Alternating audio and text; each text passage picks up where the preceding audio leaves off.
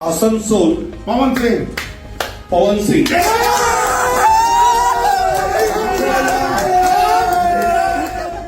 देश में होने वाले आगामी लोकसभा चुनाव के लिए बीजेपी की ओर से पश्चिम बंगाल के आसनसोल सीट के लिए भोजपुरी गायक पवन सिंह का नाम शनिवार को घोषित किया गया।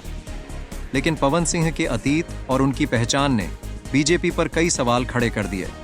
इससे पार्टी बुरी तरह से घिर गई। आखिरकार पवन सिंह को खुद ही आकर कहना पड़ा कि वह आसनसोल से चुनाव नहीं लड़ेंगे।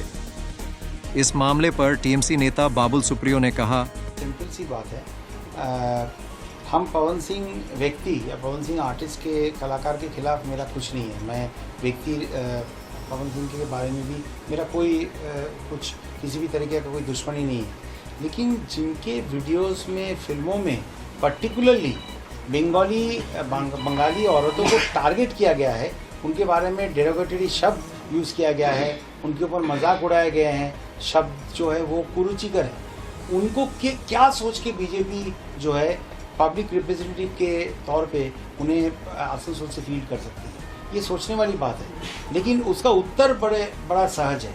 इसलिए सहज है क्योंकि बीजेपी बंगाली सेंसिबिलिटीज़ को कभी महत्व भी नहीं दिया, कभी समझने की कोशिश भी नहीं किया। आसनसोल में आप देखिए, ये बड़ा स्पष्ट है, उनको लगता है कि नॉन बंगाली वोटर्स बहुत है, पवन सिंह नॉन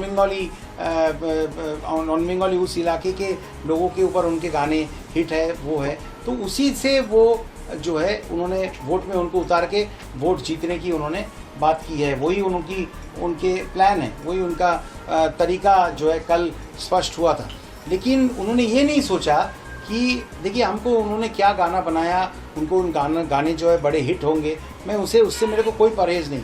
लेकिन अगर पर्टिकुलरली बंगाल के औरतों को उन गानों से मज़ा, अगर बहुत ही कथित रूप से बहुत ख़राब शब्दों में, बहुत ही डेरोगेटरी शब्दों में उसका अगर इस्तेमाल हुआ है, तो कहीं ना कहीं उनको सोचना चाहिए था कि बंगाल में इसका बहुत ख़राब असर पड़ेगा।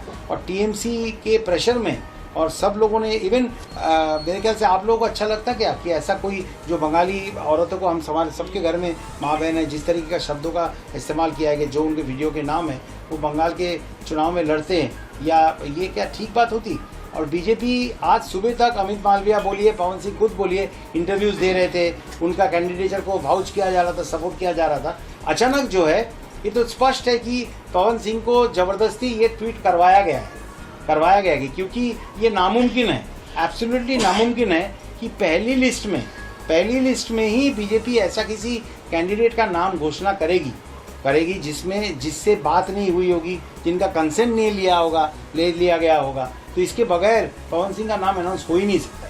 तो अचानक 3 घंटे में क्या हुआ कि उन्होंने ट्वीट कर दिया। लेकिन एक चीज़ गौर करिए, उन्होंने ये नहीं कहा कि भाई मैं वो चुनाव नहीं लड़ूंगा, उन्होंने बोला कि आसनसोल से चुनाव नहीं लड़ूंगा।